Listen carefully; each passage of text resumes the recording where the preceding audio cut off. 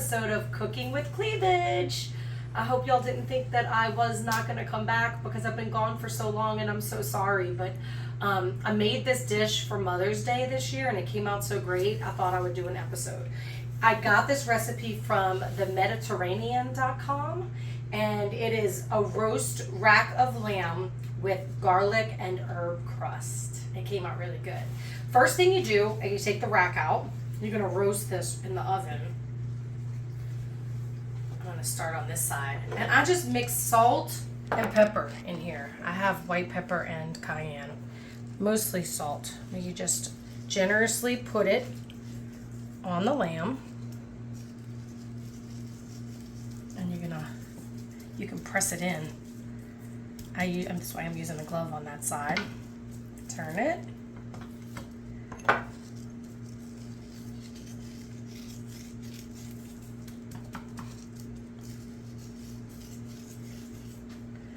You probably use a little bit more salt, pepper. When I did this for Mother's Day, since my mom doesn't like spicy things, I left the pepper out of it. I think I put a touch of pepper somewhere. Maybe on the other lambs. I made two different types of lamb dishes. They both came out great. I was going to make them both for this episode, but I couldn't find any more at Costco. This is the only kind they had the other day. Okay, start over.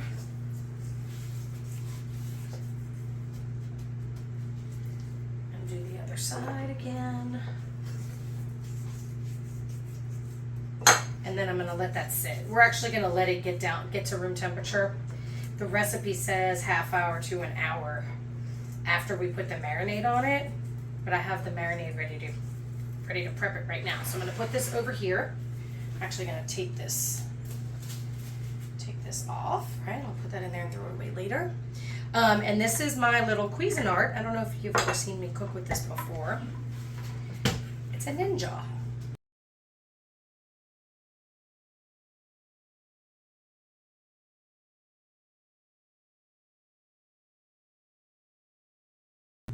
So the recipe calls for 10 garlic cloves. It calls for a cup of parsley loose cup, like there. The garlic actually pushed it down. But that's about 10 garlic cloves and a cup of parsley. And then it calls for 2 teaspoons of dried rosemary. So I'm substituting that with 2 tablespoons of fresh rosemary. This is probably a little more than 2, but I don't care. I really love rosemary. So it doesn't matter. Like we talk about cooking all the time. It doesn't really matter. It calls for half of a teaspoon of red pepper flakes, which I also did not use for Mother's Day. But I figured, if I'm going to do it again, let's try it again. The recipe doesn't call for thyme, but I have fresh thyme, and I have some left over from another recipe I did, and it would just go bad. So I'm going to put a little bit of that in there. And then the olive oil. It's a quarter of a cup of olive oil. I'll get the rest of it out in a second. You just put this on here, and you blend it. And make like a marinade paste out of it. So I'll get my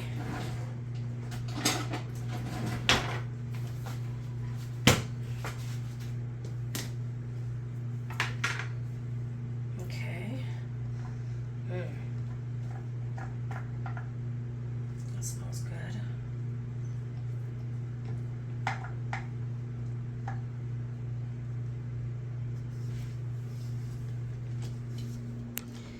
And I'm going to get the rest of the olive oil out too. See, there's some still in there.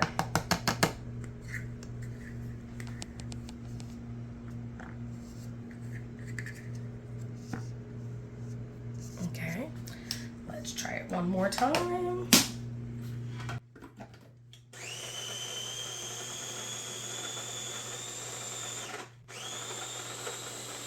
You just want it to be so that it's fine enough to like spread it, because it's going to be on the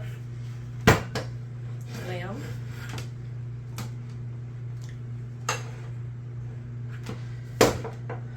Okay.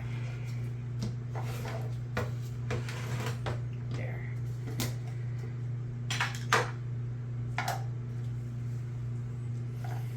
I'm gonna do it one more time. Push it down. Push it down and get it in there. Wow. I'm glad I used all that garlic. I probably used a little bit more than 10 cloves. Wow, that smells amazing. It took me forever to get one of these little Cuisinart things, but it really makes my life easier.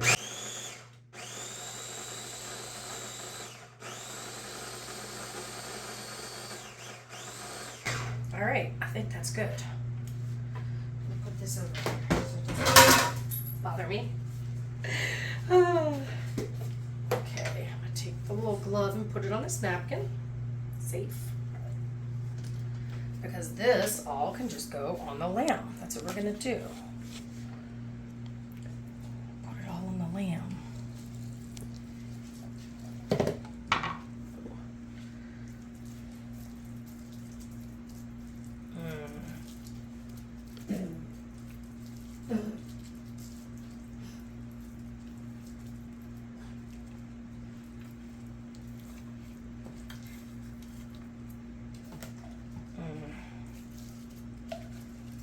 Just put it all over and you rub it all in.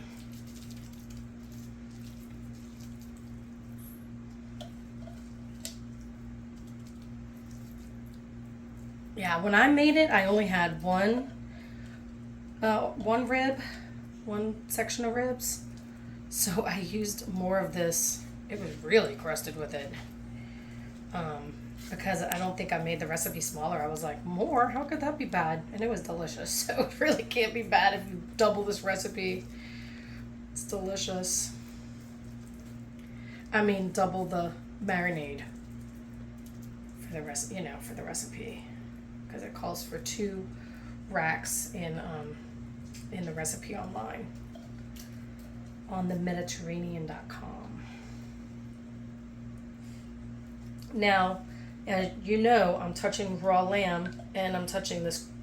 So what you want to do as soon as you're done with it is clean it. So this doesn't touch any of your other dishes and get any other raw meat on anything. You want to get it out of the way and get it.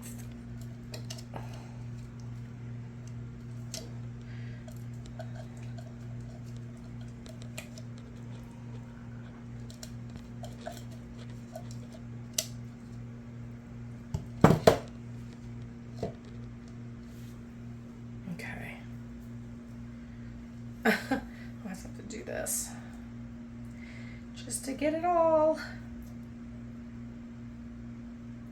All right, and I'm just gonna wrap this and then I'm gonna let it sit for about an hour.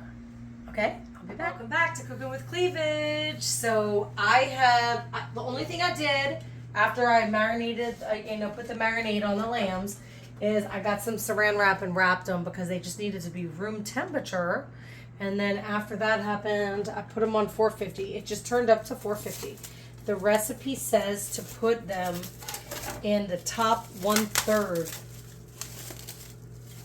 of the oven. So I made sure that the oven is situated so that I could put it at the top 1/3. Don't you think that's the top 1/3, y'all? Okay. I'm gonna put that at top. So I opened up the door. I know I always get confused by this. Everybody gets confused by this, but it's 15.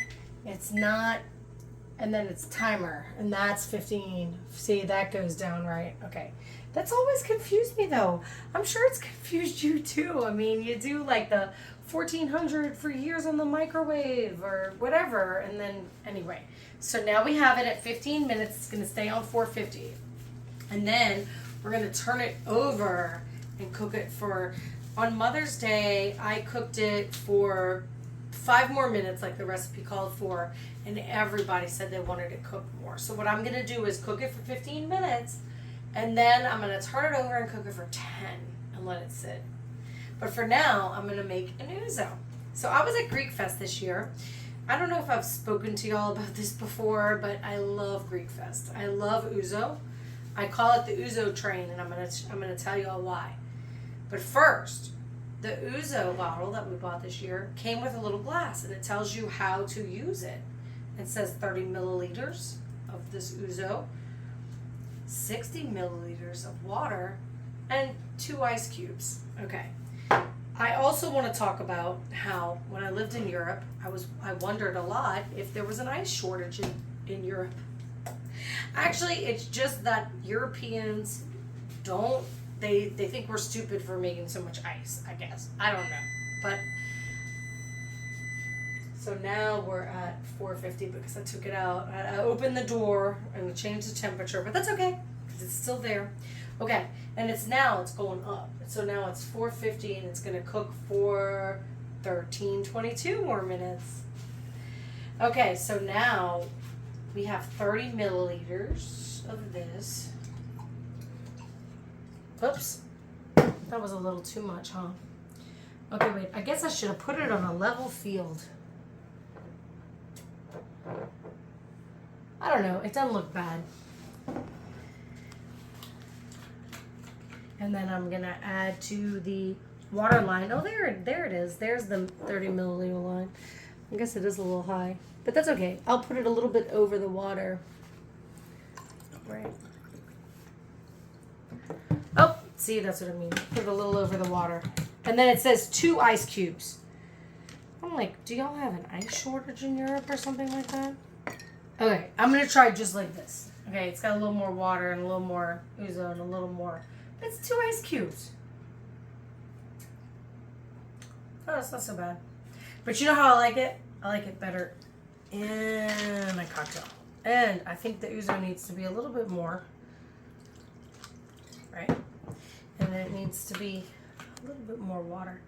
I call it the ouzo train. Because you know, like other cocktails, where you drink one cocktail, like a margarita. You're going to drink one margarita, you're going to ask for another one. But the ouzo, it's ouzo and water and ice. So you drink it, and there's a point in the glass where it starts to feel like maybe you have a little too much water. You need to refresh your drink.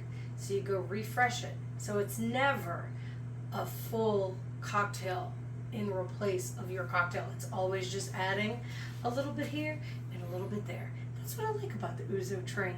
You know what I mean? Ouzo. And it sneaks up on you too, like a train. It just like takes its time. Takes its time.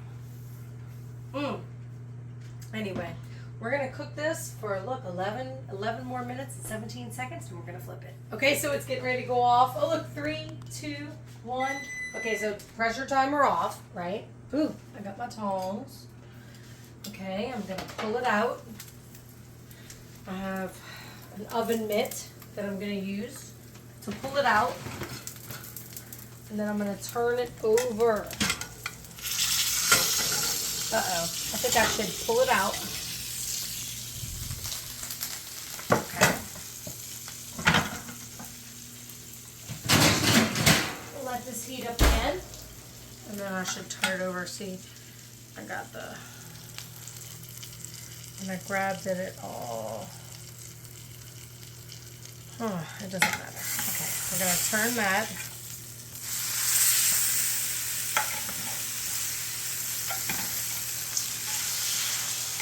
Okay.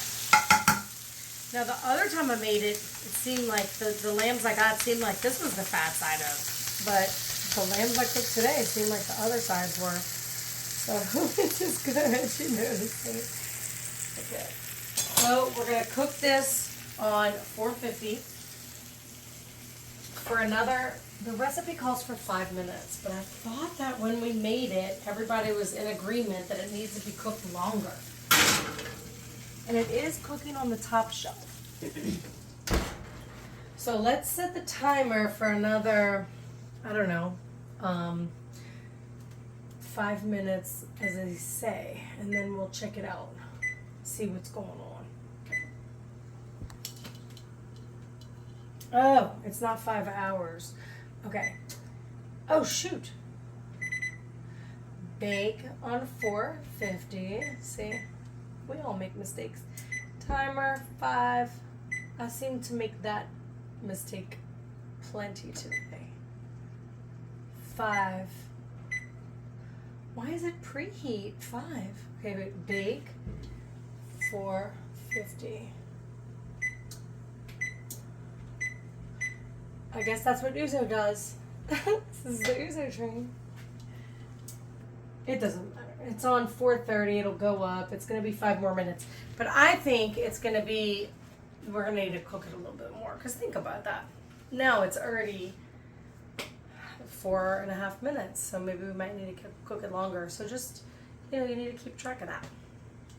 Okay, I turned it off. But, because the timer went off for 5 minutes. But I checked with the light and it doesn't even look like it's sizzling on top. Okay? I don't know if you can see that. But I'm going to put it for 5 more minutes. Okay? And see how that looks. And maybe we'll come back. We got to let it sit for 5 more minutes before we try it. Okay, so I'm going to pull out the lamb. Okay? Because I went and looked on the recipe and it said for internal temperatures of 125 is rare. This is sitting at 130. It's going to cook for a little bit more. Well, what you're supposed to do is tent it, right? So wait, I'll show you what tenting is. All right, so you take a piece of foil and you just tent it on there. It's just like up in the middle. You want to just like tent it, all right? So you want it to hold in the heat, but not too much heat where it cooks too much, right? You want to let the heat escape, and you also want to let it sit where it's going to cook maybe 5 more degrees. That's the whole point. So that's why I took it out at 130 because it said medium rare is at 135. Might be a little bit more than that. We'll see. Okay, timer's off. I'm so excited about this. And look at this. It off. Look how beautiful that looks. Oh my goodness. Okay, so I am going to take this over here. Hold it down. Right.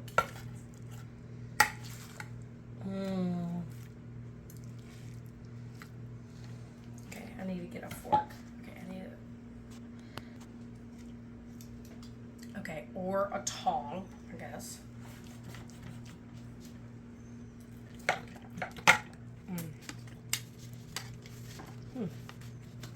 Usually can feel it. There you go. There you go. You can feel it when you're cutting the rib. Whether it cuts or not, right?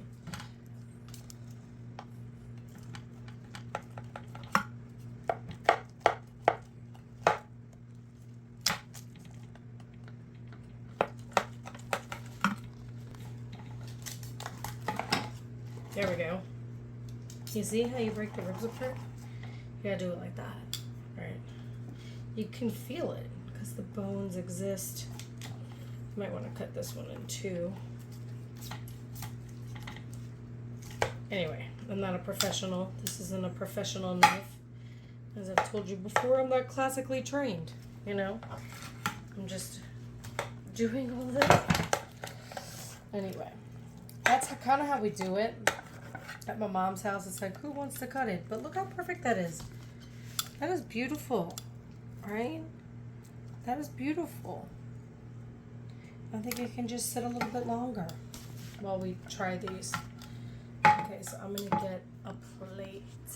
All right, so I'm going to try it. I know, I didn't plan well. I don't have an accompaniment with this. But you can literally serve this with anything. You can, roast some squash. And have roasted squash with it. You can have potatoes. You can have whatever kind of potatoes you want. Okay, look, I'm gonna put this on my plate. And then this, I got this to help me. That's what it's gonna do. And I'm gonna pick up some of this yumminess. And I'm gonna put it on there. Oh, that's so good.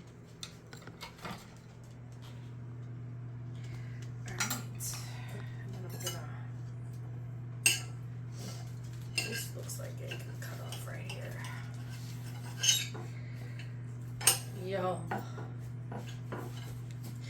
Lamb is the reason I started eating meat again.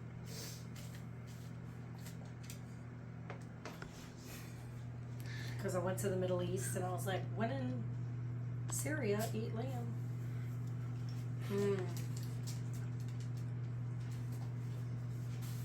Yum.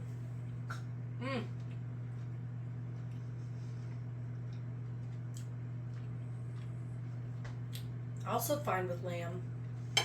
Can cook it a little bit more. It's a fatty meat. And it'll cook perfectly. Gosh. I thought about all kinds of drinks I could do with this, but I was like, how could I make lamb right after Greek Fest and not make ouzo?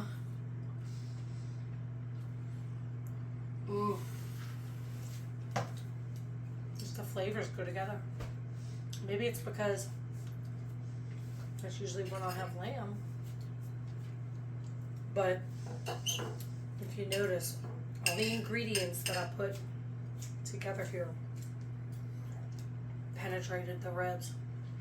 You know? That's why it looks so moist when it came out.